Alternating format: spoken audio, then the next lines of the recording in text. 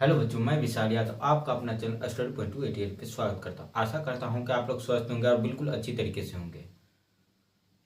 बच्चों, आप लोग की तैयारी कैसी चल रही है और आप लोग अभी किस चीज़ में वीक है, ये आप लोग कमेंट करके बताइएगा।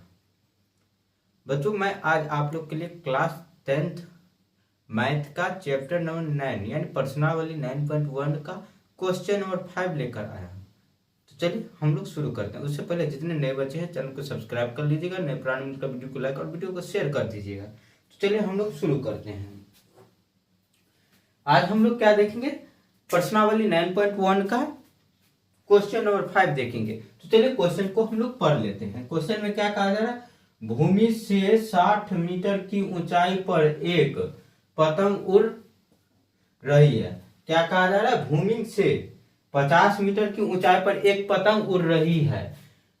पतंग से लगे डोर को अस्थायी रूप से भूमि के एक बिंदु से बांध दिया है। यानी क्या कहा जा रहा है? जो पतंग है ना, उसका डोर को एक अस्थायी रूप से एक बिंदु से बांध दिया गया है। कहां पे? तो भूमि पे। और भूमि के साथ डोरी का झुकाव 60 डिग्री का है। यानी जो डोरी का पतंग का जो डोरी है उसको जो भूमि के साथ बांधा गया, तो वहां पे क्या हो रहा है? तो 60 डिग्री का कोण बन रहा है। यह मानकर कि डोरी में कोई ढील नहीं है। यानी डोरी जो है एकदम सीधा है, उसमें कोई भी ढील नहीं है, जिसके कारण वो झुकाव नहीं है उसमें। क्या बीच में जैसे आप लोग देखेंगे डोरी को आप लोग बांधते हैं किसी जगह यानी किसी पॉइंट के साथ, और उसको आप लोग थोड़ा ढीला दे देते हो तो वो बीच में क्या होता है? झुक जाता है। लेकिन इसमें क्या कहा जा रहा है? एकदम सीधा, यानी कोई ढील नहीं है, तो वो क्या हो जाएगा? एकदम सीधा आ जाएगा। और तो क्या कहा जा रहा है? डोरी की लंबाई ज्ञात करें। डोरी की लंबाई ज्ञात करने के लिए कहा जा रहा है। देखिए, इस जो क्वेश्चन है इसको आप लोग फिगर के रूप में ढालना सीखिए।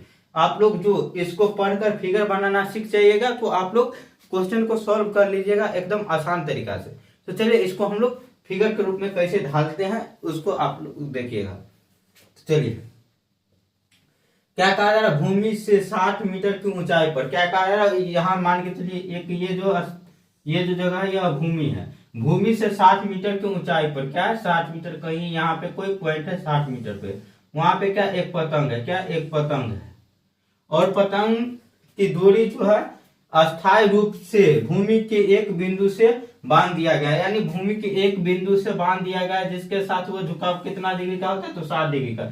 मान के चलिए इस बिंदु पे क्या है? तो बांध दिया गया पतंग के डोर को। तो यहाँ पे कितना डिग्री का कोण बन रहा है? 60 डिग्री का कोण बन रहा है। तो लिखेंगे 60 डिग्री। देखिए यह एक प्रकार से फिगर के रूप में ढल गया। ये जो इतना बड़ा क्वेश्चन था उसको हम इतना छोटा एक फिगर के रूप में बना लिए हैं और इस फिगर के रूप में ढाल लिए हैं। तो ये इसको हम लोग निकाल सकते हैं बहुत ही आसान तरीके से। तो ये क्या था? एक पतंग था। ये क्या पतंग? और ये भूमि है। इस दोनों की दूरी कितनी थी? आप लोग देखे होंगे 60 मीटर दिया है। कितना? 60 मीटर।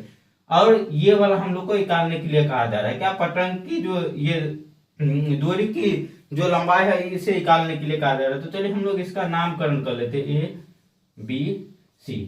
ये आप लोग को देखने में लग रहा होगा कि एक समकोण त्रिभुज है। क्या? एक समकोण त्रिभुज है। इस प्रकार से कर देंगे, एक समकोण त्रिभुज ये बन रहा है। तो चलिए इसको हम लोग सॉल्व करते हैं। इसको हम लोग कैसे बनाएंगे? देखिए ये 90 डिग्री का है, तो लंबा वाला भुजा यानी समकोण त्रिभुज है, तो लंबा वाला भुजा क्या हो जाएगा? कर्ण आ जाएगा। और थीटा के सामने वाला भुजा क्या होता है? तो लंब होता है। क्या होता है? लंब। लंब। और नीचे वाला क्या होता है? आधार। चलिए इसको हम लोग सॉल्व करते हैं। तो यहां से हम लोग जो ये मान दिया गया 60 डिग्री का 60 डिग्री उतार दी है। पतंग की ऊंचाई कितना है? 60 मीटर है, तो 60 मीटर भी उतार दें और इसको हम लोग सॉल्व करेंगे। ये जो सारा चीज था यानी शब्दों के माध्यम से लिखा गया था उसको एक फिगर के माध्यम से हम लोग तोड़ लिए यानी बना लिए। तो इसको हल कैसे करेंगे? लिखेंगे हल। उसके बाद क्या करेंगे? लिखेंगे माना कि। क्या? माना कि। लिखेंगे माना कि क्या कहा जा रहा था? भूमि से डोर की ऊंचाई और क्या कहा जा रहा था? डोर की लंबाई। माना कि डोर की लंबाई बराबर क्या लिखेंगे? माना कि डोर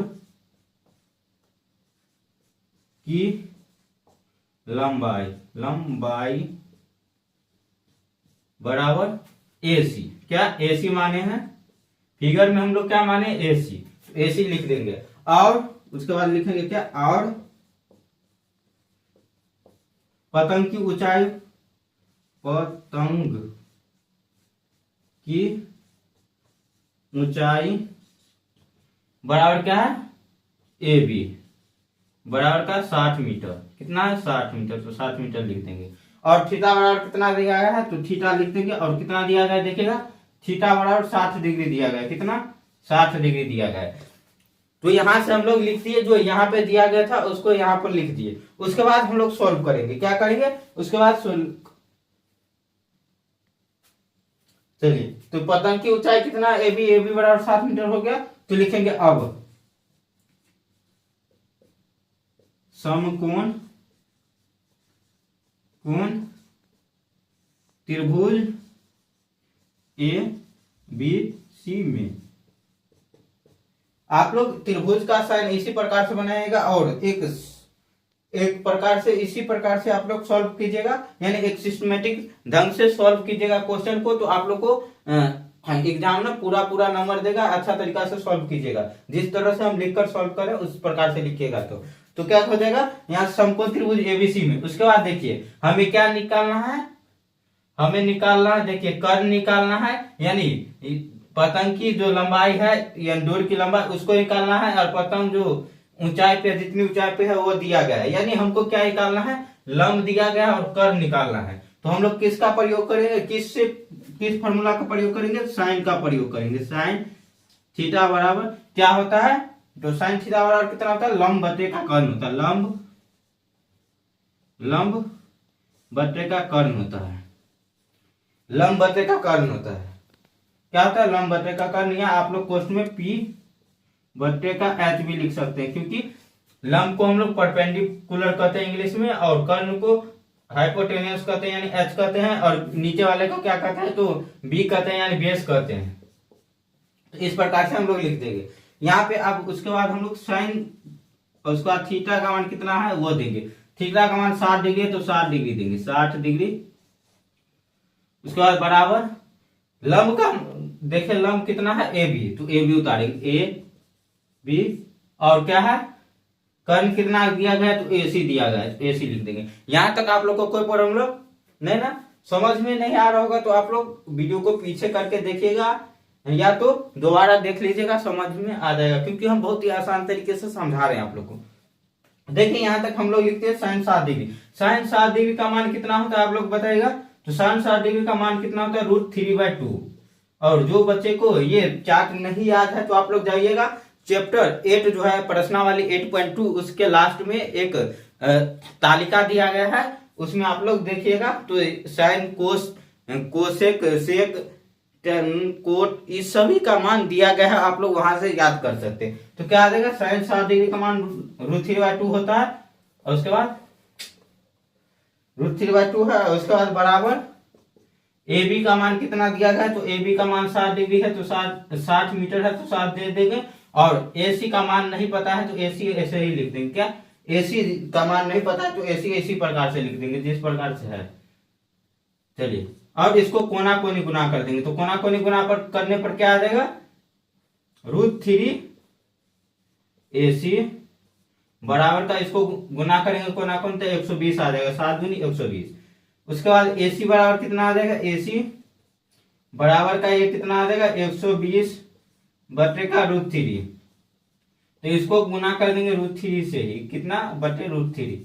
और क्या लिख देंगे क्वेश्चन में, हर परिमेय करने पर। क्या, क्योंकि आप लोग देखे होंगे कोई भी परिमेय संख्या यानी भिन्न को अपरिमेय संख्या के रूप में नहीं लिखा जाता। भिन्न को क्या होता है, अपरिमेय संख्या के रूप में नहीं लिखा जा सकता।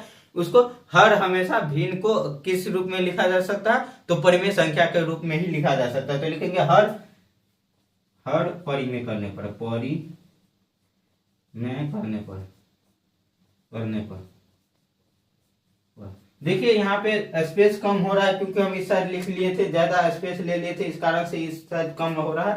तो चलिए आप लोग लिख लीजिएगा हर परिमेय करने पर। उसके बाद यहाँ से कर देंगे, तो देखिए इसको AC बराबर ये क्या है, AC बराबर ये क्या है, 120 गुने √3। देखिए अंक के साथ जो रूट वाले संख्या को गुना करेंगे तो ये गुना नहीं होता, अंक अंक ही रह जाता है, और ये जो रूट वाले संख्या होता है वो रूट वाला ही अंदर, रूट के अंदर ही रह जाता है।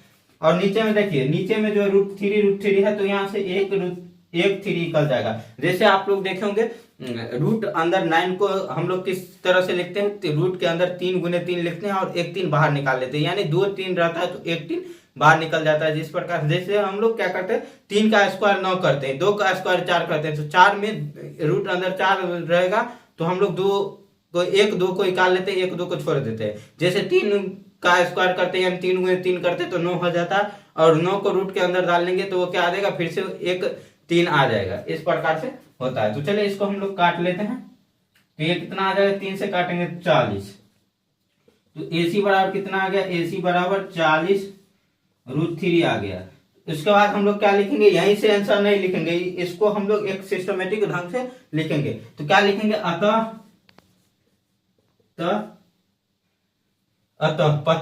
पतंग की डोर की लंबाई बराबर, या डोर की लंबाई बराबर, अतः डोर की लंबाई बराबर कितना है, तो AC, लंबाई बराबर AC, और बराबर का कितना है, AC का मान कितना निकला है, तो 40 √3 ANS।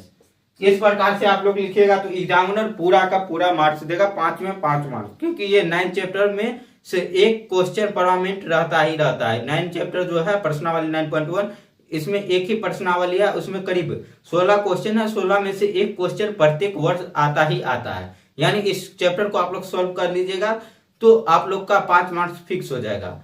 और ऑब्जेक्टिव भी इसमें आता है, जैसे ये मान था साइन 7 डिग्री का मान, कोस 30 डिग्री का मान, इस प्रकार से कोट 30 डिग्री का मान, इस सब का मान ऑब्जेक्टिव में भी आता है। तो इस चैप्टर से करीब 10 मार्क्स आप लोग क्लियर कर सकते हैं।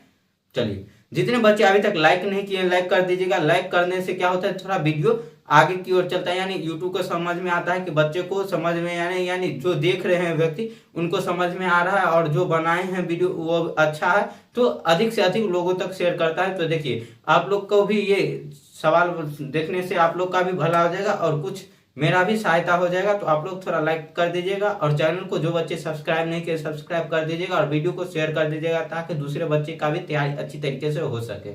मिलते हैं आप लोग के साथ अगले वीडियो में। आज के लिए बस इतना ही।